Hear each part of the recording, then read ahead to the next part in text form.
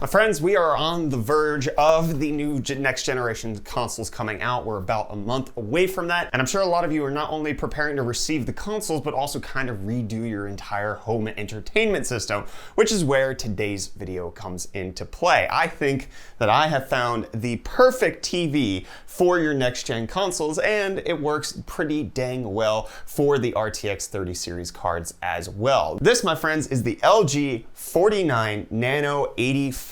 This hosts all of the features that you should be looking for with your next gen TV upgrade, which, before we get into why I actually selected this TV, I think we should go over what makes a TV next gen versus what a current gen television or even monitor would look like. So let's start off with the very basics, what you're going to need to actually use the next gen consoles or graphics cards to their fullest potential. And we're not talking about 8K here. I know that the Xbox Series X says that it's 8K capable, but that's just going to be for content playback and not for any actual gaming use cases. Even the RTX 3090, a $1,500 graphics card, really struggles to play games at an acceptable frame rate at 8K. So we're just gonna ignore 8K completely, and especially because 8K TVs start at $2,500, which is just not attainable for everybody. Or you could do a sponsored video for LG like I did. So the basics is that the majority of the 4K TVs out there only run at 60 Hertz, which means when the next gen consoles are outputting 125 frames per second, you're actually missing out on half the action. But the difficulty with that is that 4K 120 Hertz TVs are actually relatively new to the market. And one of the complications is that next gen consoles likely won't be running their games at 4K and 120 frames per second. They're gonna be running at 1080p while doing that 120, or they're gonna be doing 4K 60. Now, when consoles say that they're running at 120 FPS, that means that they're producing 120 frames per second. And you're going to want a corresponding TV that has a 120 Hertz refresh rate, because then that means that the TV can keep up with the frames that are being output from the console. Frames per second equals refreshes per second from the television. When those match, then you actually get the best experience out of it. And from a lot of anecdotal studies that have happened, people tend to notice increases in frame rate more than they tend to notice increases in resolution. One of the key things to look out for, though, with regards to 120 Hertz is that some TV manufacturers actually say that they run at 120 Hertz using motion smooth technology or motion enhancement technology, betterwise known as the soap opera effect, which honestly doesn't give you actually a reproduction of 120 frames per second, but rather it's 60 with them inserting frames in between to kind of fake that technology. So we're gonna stick to a few key specifications out of the next gen stuff. 4K capable, 120 FPS, as well as HDR. So the goal is to find a TV that meets all of those specifications and hopefully has an additional benefit such as variable frame rate technology like Freesync, which thankfully, this LG Nano 49 actually does. But there's a few complications that come in when looking at that spec sheet. Sure, 4K 120 HDR sounds great. However, it's only the RTX 3080 that can really do that. When consoles say that they're gonna be 4K 120, they're talking about or. They're going to play at 4K or they're going to play at 120 FPS. If they ever do both, they're gonna be cutting corners when it comes to graphical fidelity, and more than likely, you're gonna have a better looking experience at 1080p regardless. So more than likely, in reality, the games that are gonna run at 120 FPS are gonna do so at a 1080p resolution, whereas games that are running at 4K are more than likely gonna be limited to 60 Hertz. Or best case scenario, we'll see 1440p 120 FPS. That's kind of really the limit. I wouldn't trust that many games are going to do 4K 120 in the coming future. The notable exception here is Ori and the Will of the Wisps. They've announced that they are going to be doing a 4K 120 FPS port of the game,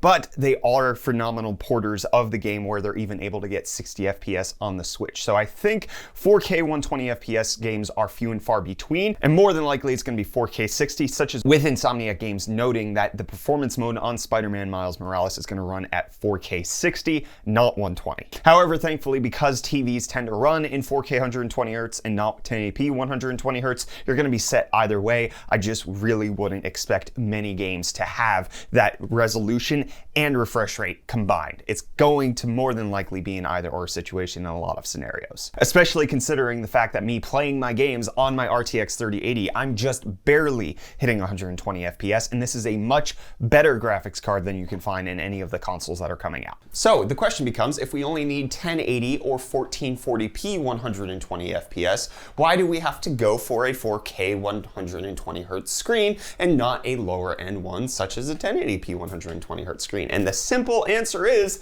they really don't exist. It has not really been a thing where TV manufacturers had made them in any other resolution besides 1080p or 4K. They really kind of skipped that 2K generation. And then if you want that 120Hz refresh rate, it's really only being implemented on 4K capable displays such as this LG right here. So this TV right here has a spec list of 4K 120Hz. It can do both at the same time, so you're future-proof for whatever it is, or you're running an RTX 3080 like I am and getting 120 plus FPS in The Witcher 3 at 4K at high details. And that's going to allow us to play whatever high refresh rate game that's going to be coming out on the next generation. But that's not the only specification we need to consider. Behind me, I have a 4K 144Hz capable monitor right here. This actually is running at the same resolution and same refresh rate as this one, but it doesn't have the features that you're going to need for consoles like a 4K 120Hz TV would be, which is the port of HDMI 2.1.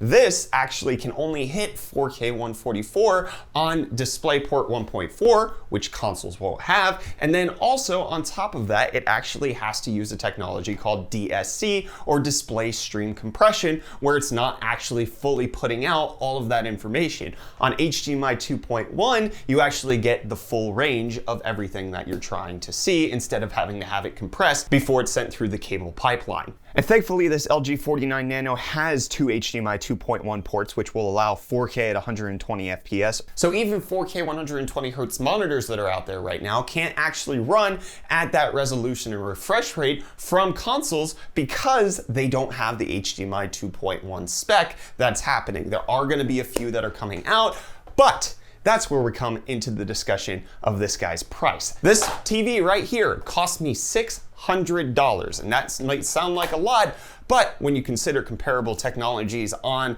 monitors, this one cost me $900, and it doesn't even have the native support for HDMI 2.1 like the TV does. Obviously, they're two slightly different experiences. One is more for a computer desk environment, and this one is obviously more meant for a living room or a giant desk like I'm gonna have it here. But with this one being nearly 50% more expensive, it doesn't quite match all the features that this one has, like HDR. This monitor doesn't have any HDR support whatsoever, whereas this TV is rated for HDR. Based on the testing that I've seen, this TV has about 400 nits peak brightness, which is good enough for basic HDR environments. So this isn't going to be the best next-gen gaming experience that you could possibly get, because ideally you want something that can sustain about 1,000 nits peak brightness in order to get the full range of HDR. But for the basics of what you need, this LG 49-inch TV kind of hits all of those marks. So this TV isn't going to be the full experience that you can get, but at $600, you're getting all of the bare minimums at a really decent setup. And as I mentioned, it has support for variable refresh rate in AMD's FreeSync Premium lineup. But one of the things you don't have to worry about with regards to the TV over monitors is that LG's game mode on their TVs actually gives you great input latency, where you don't have to necessarily worry that you're going to be lagging out on your gaming, and it's going to be totally fine, at least in my experience of all the LG game mode TVs I've tested. So it meets all of the marks, and I think this one is going to be one that a lot of people are going to be taking a look at. The primary reason is that it does everything that you need for next-gen consoles at the best price. I've not been able to find a less expensive TV at the spec list that we're looking at for everything coming out for the PS5 and the Xbox Series X. So this one is honestly the one that a lot of people should be taking a look at It does everything that you need it to do. It's not horrendously priced. $600 is still a lot for a television, but otherwise you're stuck with either 4K 60 or 1080p 60 in the TV environment. Or if you wanted to go monitor, you're gonna look at a much higher price tag for that full 4K refresh rate, but there is the additional benefit when it comes to monitors that you can potentially lower the resolution. A 1440p 144 hertz monitor can be found for as little as $300. But then you don't get that home entertainment aspect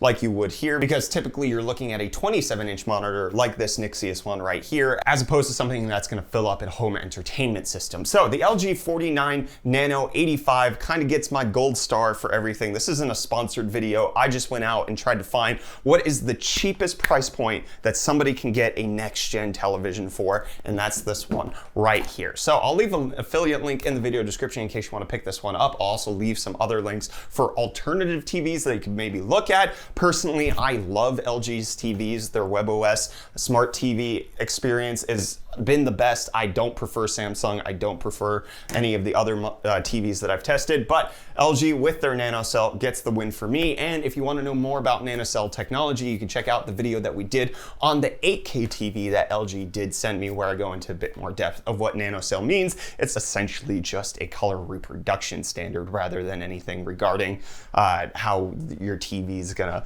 perform. So let me know what you think of this next-gen TV. Let me know what you think of the PS5 and Xbox Series X next-gen setups. I want to hear from you down below in the comments. While you're down there, hit the like button, get subscribed, stay up to date on all of our tech-related content. I'm Brett with UFD Tech, and I'll see you in the next video. Cheers.